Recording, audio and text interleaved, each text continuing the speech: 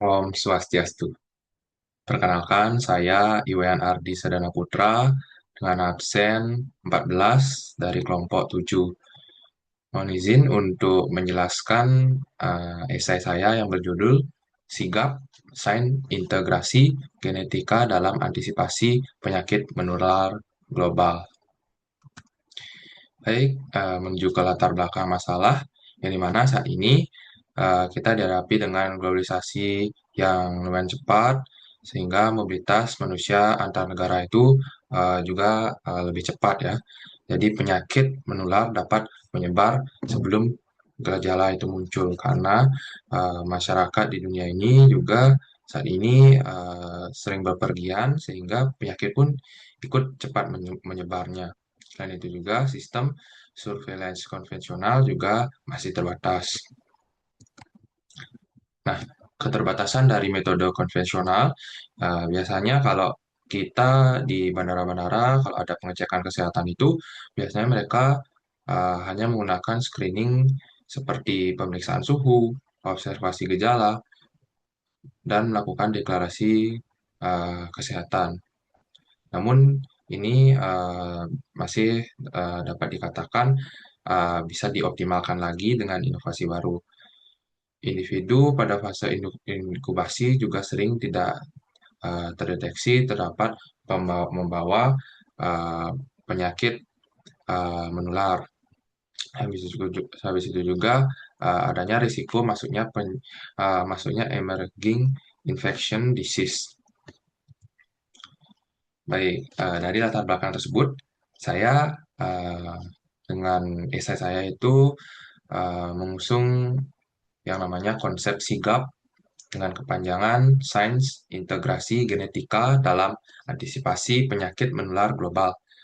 Nah, tujuan dari adanya sigap ini agar deteksi patogen itu berbasis materi genetik menggunakan teknologi biologi molekuler terintegrasi dengan sistem bioinformatika nasional dan global, sehingga deteksi penyakitnya itu lebih cepat dan juga lebih akurat.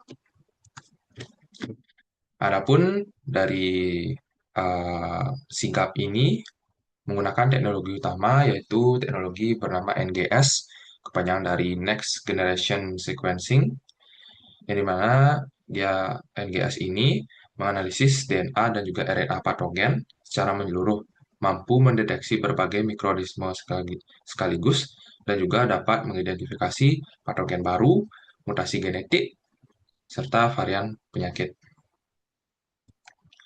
Selain NGS tadi, ada juga teknologi CRISPR, di mana teknologi CRISPR ini juga untuk mendeteksi dari adanya patogen menggunakan guide RNA untuk mengenali urutan gen patogen. Sehingga keunggulannya itu lebih cepat, sensitif, dan juga dapat dibuat dalam portable. Sehingga penggunaannya itu lebih mudah lah.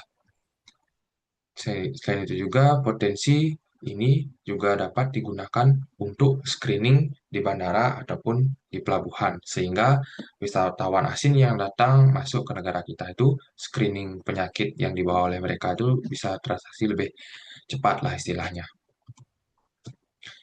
Selanjutnya terdapat surveillance genomik, yang mana analisis genom melalui bioinformatika, data dapat dibagikan dalam database global, sehingga mendukung yang namanya pelacakan evolusi patogen, deteksi varian baru, kebijakan kesehatan berbasis bukti.